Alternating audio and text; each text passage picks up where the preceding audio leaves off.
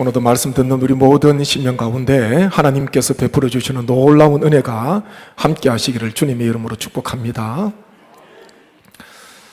같은 책이라도 언제 읽느냐에 따라서 다른 것 같아요.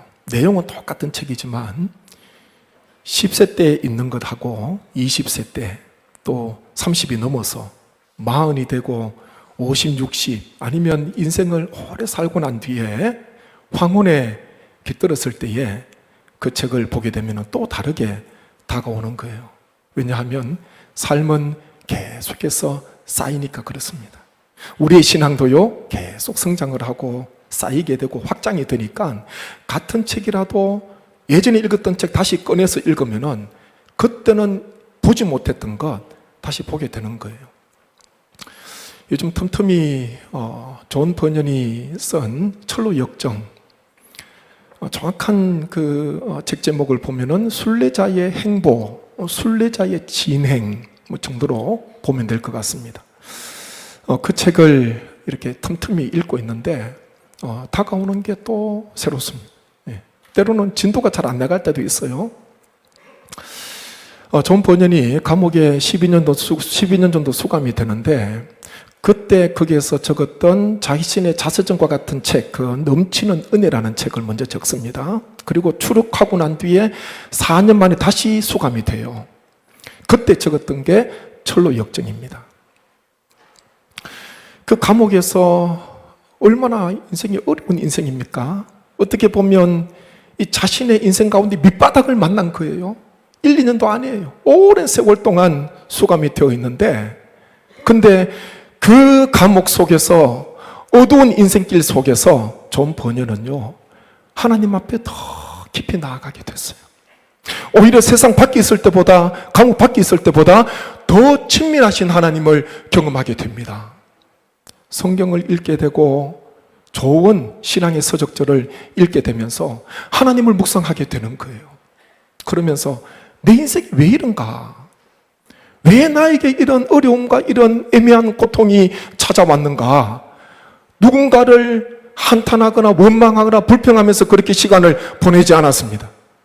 그 감옥 속에서요 위대한 걸작품이 나오는 거예요. 제가 그 책을 읽으면서 그런 생각이 듭니다. 만약 존 버년에게 그런 감옥의 캄캄한 인생이 없었다면은, 인생 밑바닥을 만나지 못했다면은 철로 역정이라는 그런 대작이 탄생할 수 있었을까? 나올 수 있었을까? 그럴 수도 있지만은요, 저는 아니다 쪽에 훨씬 더 마음을 둡니다.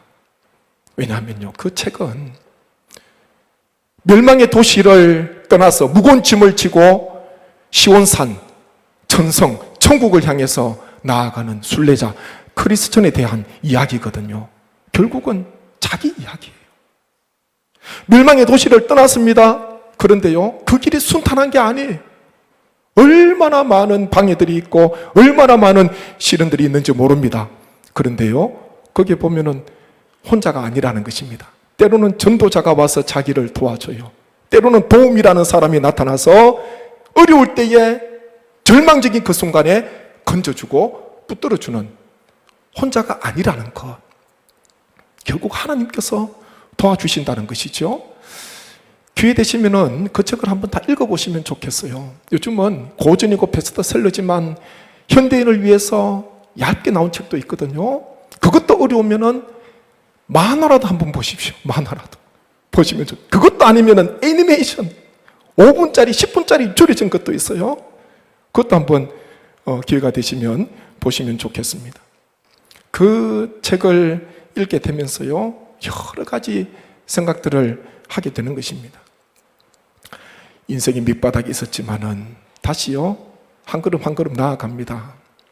그 멸망의 도시를 출발했을 때에 함께 따라왔던 두 사람이 나와요. 거기에 보면은 한 사람이 이름은 고집이라는 이름이고 한 사람은 변덕쟁이라는 사람입니다.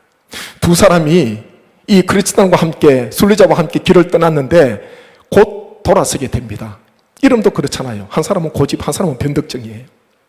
고집은 왜 돌아갔는가? 멸망의 도시를 나왔기는 나왔지만은 거기에 두고 온 게 너무 아까워서 거기에 집착하다 보니까요 쉽게 돌아가 버렸습니다. 고집이 먼저 돌아가고 그 다음에 변덕쟁이가 돌아가는데 왜 돌아갔는가? 순례자와 함께 절망의 늪에 빠졌거든요. 빠지고 난 뒤에 가까스로 살아나왔어요. 그리고 난 뒤에 순례자에게 그런 말을 합니다.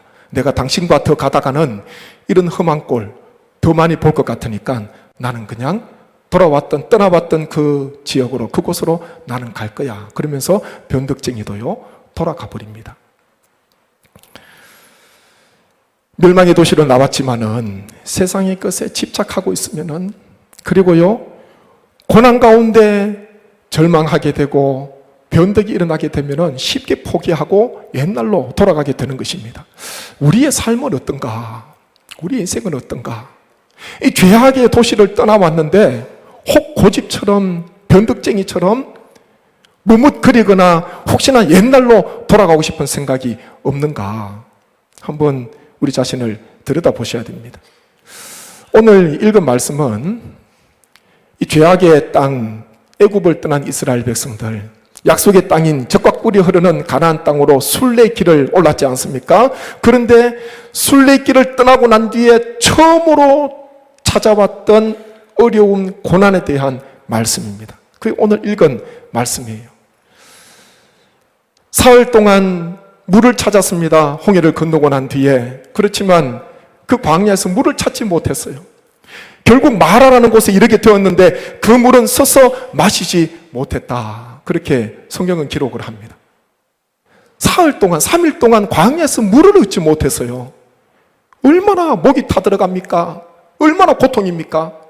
그런데 마라라는 물을 만나기는 만났습니다. 그런데요, 그 물을 마셨다가 다 뱉을 수밖에 없었어요. 서서 마실 수가 없었습니다. 얼마나 낙심이 찾아오겠습니까? 얼마나 마음에 절망이 찾아오겠습니까? 그리고 나서요, 모세를 향해서 원망해요. 지도자 모세, 출애굽한 인간 모세를 향해서 이스라엘 백성들이 원망하잖아요. 그게 읽은 오늘 말씀입니다. 오늘 말씀을 중심으로 인생의 마라를 만났을 때라는 제목으로 제가 몇 가지 말씀을 묵상하면서 나에게 주시는 말씀이 무엇인가 한번 상고하기를 원합니다. 우리는요, 홍해를 건넌 후에 마라를 만날 수 있다는 것을 늘 생각해야 됩니다. 이스라엘 백성들은 홍해를 건넜잖아요. 도저히 건널 수 없는 그런 바다였습니다. 애국 군대에게 다 죽을 수밖에 없는 그런 상황이었잖아요. 그런데 하나님께서는 홍해를 가르시고 홍해를, 바다를 육지처럼 마른 땅처럼 밟고 건너가게 해주셨습니다. 그리고 나서요, 가장 먼저 한 게 무엇입니까? 모세와 미리암 중심으로 하나님 앞에 찬양을 올려드렸어요. 여호와는 나의 힘이요 노래시며 나의 구원이시로다. 그런 높고 영화로우심이요 말과 그 탄자를 바다에 던지셨음이니라. 이런 찬양을 올려드렸습니다. 그게 출애굽기 15장 앞에 있는 말씀이에요. 오늘 읽은 15장 말씀 본문 앞에 보면은 찬양이에요. 모세의 찬양이 있습니다. 미리암의 찬양이 있습니다. 온 백성들과 함께 기뻐하면서요, 감사의 찬양, 기쁨의 찬양, 영광의 찬양 하나님 앞에 올려드렸어요. 얼마나 마음의 기쁨이 있을까? 야, 그 기쁨은요, 경험하지 못하면은 알 수가 없어요. 다 끝났는데, 다 끝났는데 반전이 된 거예요.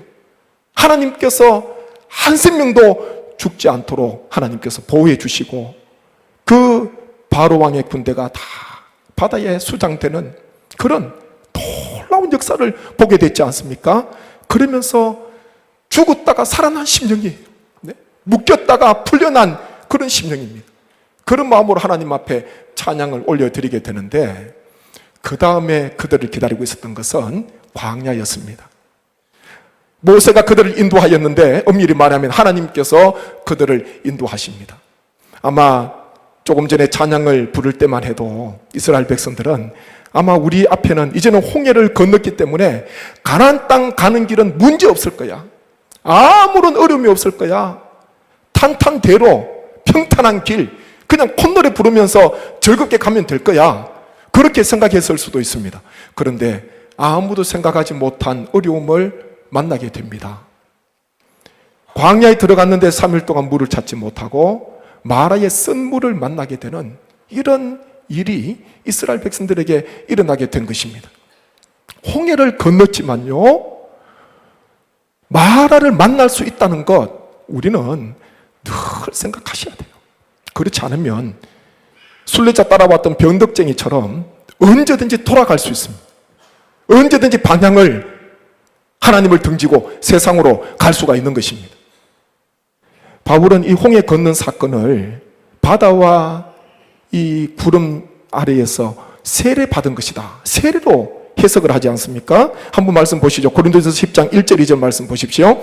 형제들아, 나는 너희가 알지 못하기를 원하지 아니하노니 우리 조상들이 다 구름 아래에 있고 바다 가운데로 지나며 모세에게 속하여 다 구름과 바다에서 세례를 받고, 그렇게 말씀합니다. 홍해 걷는 것을요, 세례로 비유하는 거예요. 세례가 무엇입니까? 세례는요, 죽고 다시 살아나는 거예요. 물속에 잠겼다가 다시 살아나는 것입니다. 옛사람이 죽고 새 사람으로 다시 태어나는 것, 그게 세례잖아요. 우리의 육신은 다시 태어날 수가 없습니다. 니고데모는 거듭나야 된다, 다시 태어나야 된다 그러니까 다시 어떻게 어머니 뱃속에 들어갔다가 다시 태어날 수 있습니까? 그렇게 오해를 했지 않습니까? 다시 태어날 수가 없어요. 그런데 우리의 신앙, 우리의 영은 새롭게 태어날 수가 있는 것입니다. 세례는요, 다시 태어나는 거예요. 죄악된 애굽을 멀리하고 이제는 홍해를 건너면서 세례를 받았다. 바울은 그렇게 우리에게 말씀을 전해주고 있습니다. 홍해를 건넌 그 사건은요, 세례받는 시간이에요. 세례받는 시간. 우리도 다 세례를 받았잖아요. 등록하고 신앙생활 잘 어느 정도 하시다 보면 세례받을 때가 옵니다. 그래서 다 세례를 받았습니다. 세례가 얼마나 중요한지 모릅니다.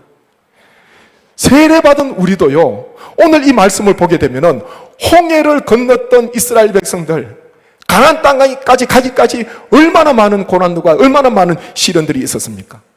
세례받고 믿음 생활하는 우리도요, 언제든지 나에게도 마라가 닥칠 수 있다는 것, 마라의 쓴 물을 만날 수 있다는 것을 늘 생각해야 됩니다. 늘 생각해야 돼요.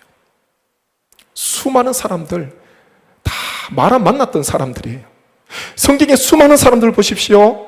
하나님을 믿고 주님을 따라갔던 사도들, 제자들 보십시오. 성도들 보십시오. 심지어는 순교의 길까지 걸어가면서 마라의 쓴물을 마셨던 사람들이에요. 이 마라를 인정하지 않으면 우리는 주님을 따라갈 수가 없습니다. 예수님께서 제자들에게 무슨 말씀을 하십니까? 제자들에게 단 한 번도 나를 따라오면은 그냥 너무 즐거워, 너무 좋아, 너희들이 원하는 건 내가 다 들어줄게, 세상에서 하고 싶은 건 내가 다 하도록 해줄게, 주님께서 그런 말씀 한 번도 안 하셨어요. 사람 낚는 업으로 주님께서 부르시고 난 뒤에 그때부터 제자들에게, 사도들에게 고난이 닥치잖아요. 주님 부르심 받고 난 뒤에부터 얼마나 어려움들이 오는지 모릅니다. 주님께서는 제자들에게 고난을 말씀하십니다. 한번 보시죠. 마태복음 10장 17절 말씀 보십시오. 같이 읽겠습니다. 사람들을 삼가라. 그들이 너희를 공회에 넘겨주겠고 그들의 회당에서 채찍질하리라. 마태복음 24장 9절 함께 보십시오.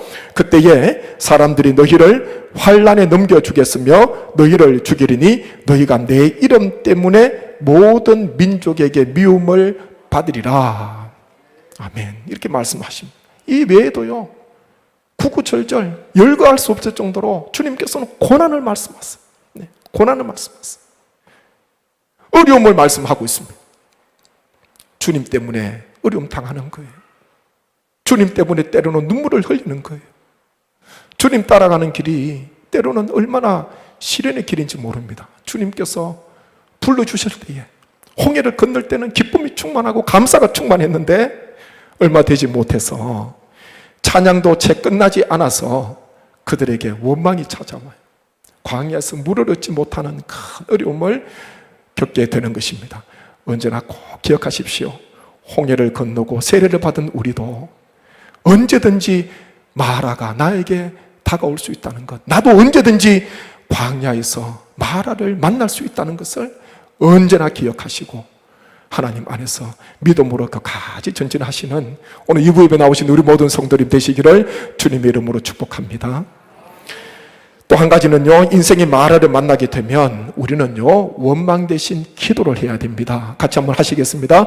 원망 대신 기도합시다. 원망 대신 기도합시다. 제가 설교 서두에 존 버년에 대한 이야기를 잠시 했습니다. 큰 어려움 속에서, 그 너무나 힘든 상황 속에서 철로 역정이라는 그런 대작이 나왔어요. 그 책을 읽어보신 분은 아시겠지만은 그건 소설이 아닙니다. 성경 말씀, 저는 그렇게 부르고 싶어요. 어느 누가 불렀는지 모르지만 저는 철로 역정을 작은 성경이다, 그렇게도 부르고 싶습니다. 왜냐하면 자기 생각을 적는 게 아니라 신구약 성경을 계속해서 이어가면서 기록하고 있어요. 신구약 성경 말씀을 읽으면서 받은 은혜를 천국으로 나아가는 순례자의 모습 속에서요, 다 열거하고 있는 거예요. 말씀이 얼마나 많이 기록되는지 모릅니다. 기회가 되면 꼭 한번 보셔야 돼요. 우리 성도님이라면. 우리 다 지금 천국으로 가는 순례길 아닙니까? 네, 순례길이에요. 그 사람이 어떻게 그렇게 갔는가? 원망했다면 아무런 결실도 없었을 것입니다. 그런데요, 주님을 깊이 만나게 돼요. 하나님의 은혜를 체험하게 됩니다. 하나님의 은혜를. 이 존 버년은 벌써 천국에 가셨지만은 그가 남겨놓은 신앙의 흔적이 있잖아요. 그것을 통해서 또 다른 순례객들이요, 그 뒤를 따라가고 있는 거예요. 이 사람은 어떻게 이 어려움을 극복했을까? 어떻게 다시 세상으로 돌아가지 않고 끝까지 전진하며 마침내 승리하게 되었을까? 그것을 바라보게 되는 것입니다. 백성들은 원망했지만요, 모세는 무엇을 했는가? 백성들이 원망을 한번 보시죠. 24절 보십시오. 24절 말씀. 백성이 모세에게 원망하여 이르되 우리가 무엇을 마실까? 그런 말 하지요. 25절 앞에 보게 되면 모세가 여호와께 부르짖었더니 그렇게 말씀합니다. 백성들은 원망을 했는데 모세는요, 하나님 앞에 부르짖었다, 그렇게 말씀합니다.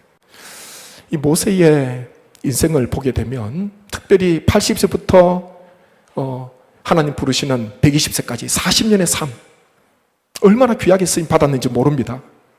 출애굽기가 민수기 말씀을 보게 되면은 모세가 위대한 지도자가 된 것은 다른 데에 능력이 있는 게 아니더라고요. 모세는요, 늘 기도했어요. 늘 기도했습니다. 다른 데에 능력이 있는 게 아니에요.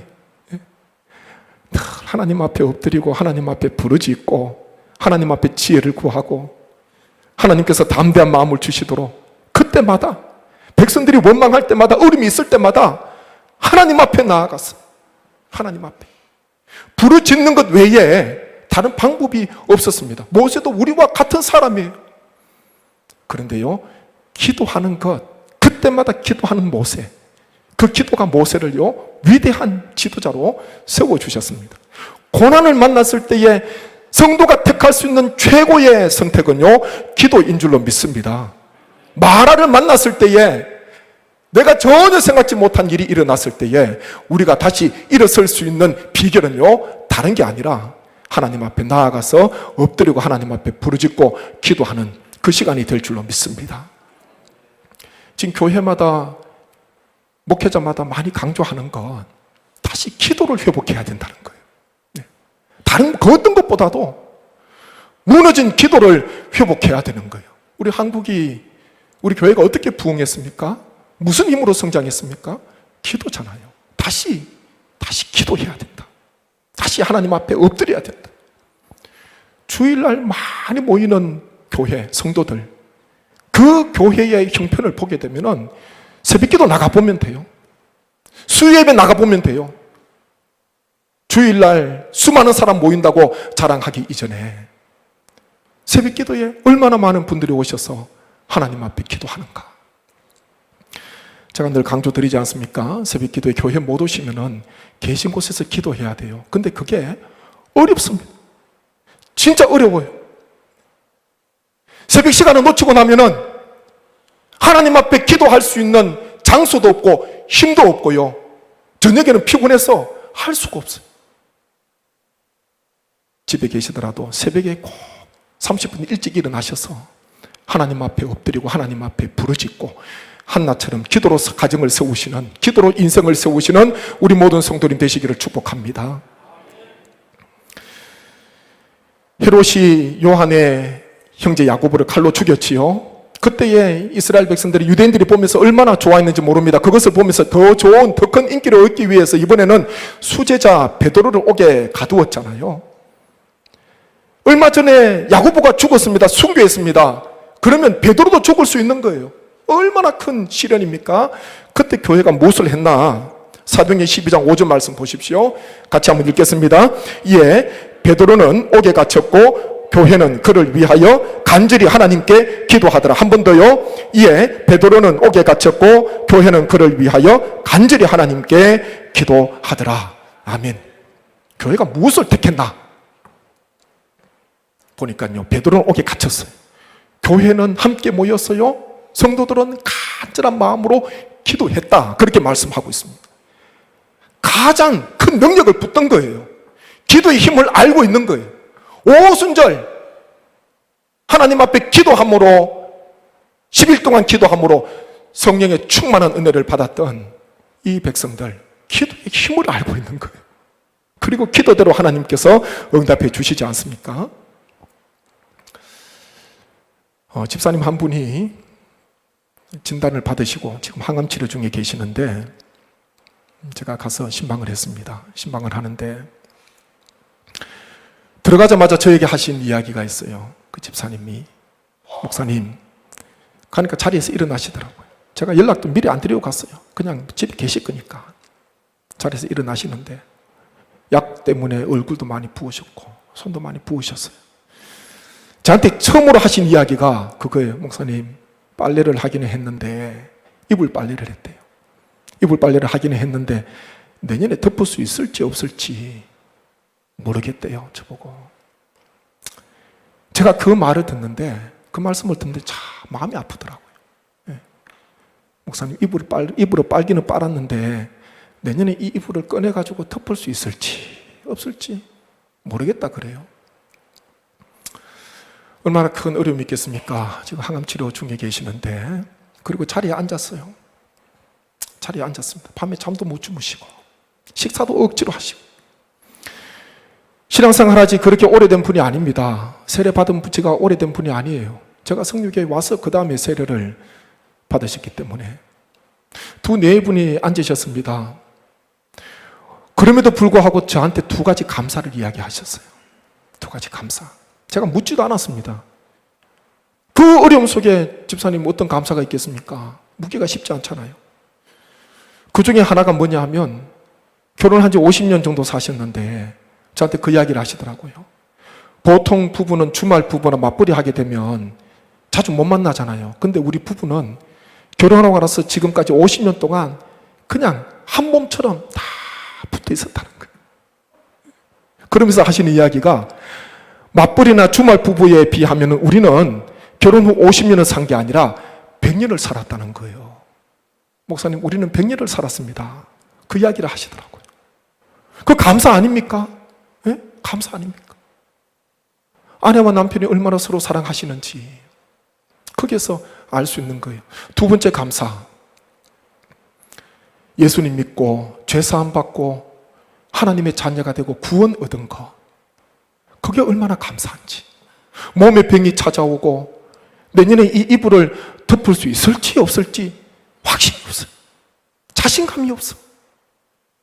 그럼에도 불구하고 예수님 믿고 구원받았다는 거, 그것 감사하시더라고요. 제가 가서 은혜를 받았어요.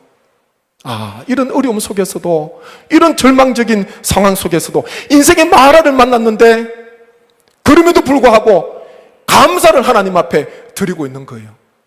그러면서 남편 되시는 집사님이 그런 이야기를 하셨습니다. 그래도 하나님께서 생명을 조금 더 연장해 주시면 같이 좀 더 살고 싶습니다. 그런 말씀을 하시더라고요. 기도를 드리려고 하는데 스마트폰을 가지고 오셨어요. 밤에 잠이 안 오니까 녹음하려고 준비를 해 놓으시고, 제가 기도하는 것 누구든지 오셔가 기도하는 거 다 녹음했다가 밤에 잠이 안 오시니까 그걸 계속해서 반복해서 들으시는 거예요. 예. 말씀도 듣고 기도 들으시는 거예요. 예, 목사님 기도해 주시면 밤에 잠이 안 올 때 계속 듣겠습니다. 녹음하면서 기도를 했습니다. 하나님 앞에 간절히 기도했어요. 하나님께. 기도 외에 지금 인생의 선물을 만났는데, 마라를 만났는데 기도 외에 지금 뭐가 있겠습니까? 무슨 할 수 있는 게 뭐가 있겠습니까? 집사님 기도하시죠. 제가 새벽마다 기도하겠습니다. 기도하시죠. 생명이 하나님께 있으니까. 억지로 식사하시고 절대로 포기하지 마시고 치료 잘 받으십시오. 끝까지. 그리고 하나님께서 회복시키시는 놀라운 역사, 또 많은 사람들에게 하나님을 간증하시는 귀한 인생 되기를 함께 기도합시다. 그리고 제가 교회로 다시 들어왔습니다. 예배드리는 우리 모든 성도님, 이 자리에 남이 알지 못하는 인생의 마라를 만난 분이 혹 있을 수도 있습니다.